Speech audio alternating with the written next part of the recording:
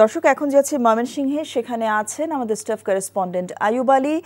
আয়ুব, হালুয়াঘাট এলাকার নিচু এলাকাগুলোর অবস্থা কেমন আমাদেরকে বলবেন?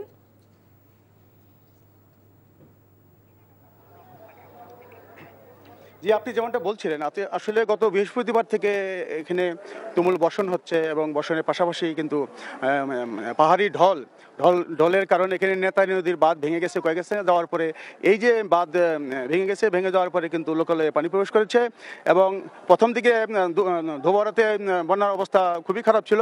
এখন 2-3 ইউনিয়ন কিছুটা এই বন্যা কবলিত মানুষজন একটু স্বস্তিতে আছে। আর এই পানি ধীরে ধীরে নিচের দিকে আসছে এবং এখন কিন্তু আমি হালুয়াঘাটে আছি। আপনি নিশ্চয়ই দেখতে পাচ্ছেন যে হালুয়াঘাটে যে একটা আশ্রয়কেন্দ্র, এখানে 4টি আশ্রয়কেন্দ্র খোলা হয়েছে এবং আরও বেশ কিছু শিক্ষা প্রতিষ্ঠান আছে, সেগুলো খুলে দেওয়া হয়েছে। এখানে সরকারিভাবে মুড়ি, চিরা, মোমবাতি এগুলো দেওয়া হয়েছে। তবে যে পরিমাণ সহায়তা এখানে দেওয়া হয়েছে তা আশ্রয় প্রার্থীদের জন্য যথেষ্ট নয়। তারা বলছেন যে আরও সহায়তার প্রয়োজন আছে।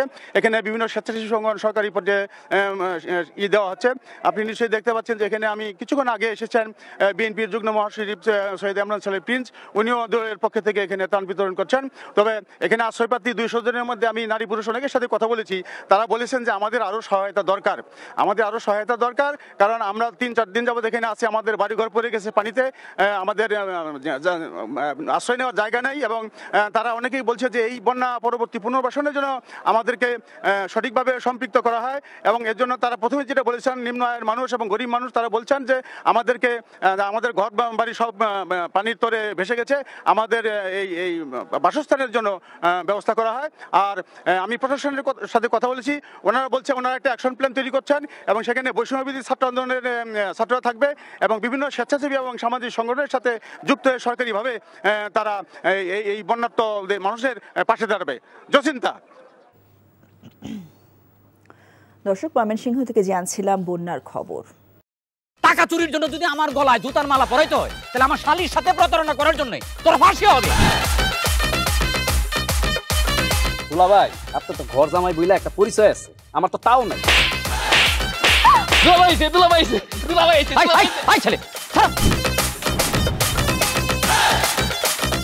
রাজনৈতিক ফ্যামিলির মেয়ে হয়ে ওই কাজ করবে। যারে পাবো হারে পিটাবো, রক্তের নেশায় ধরতে, রক্তের নেশায়, কাঁচা রক্তের নেশায় ধরতে।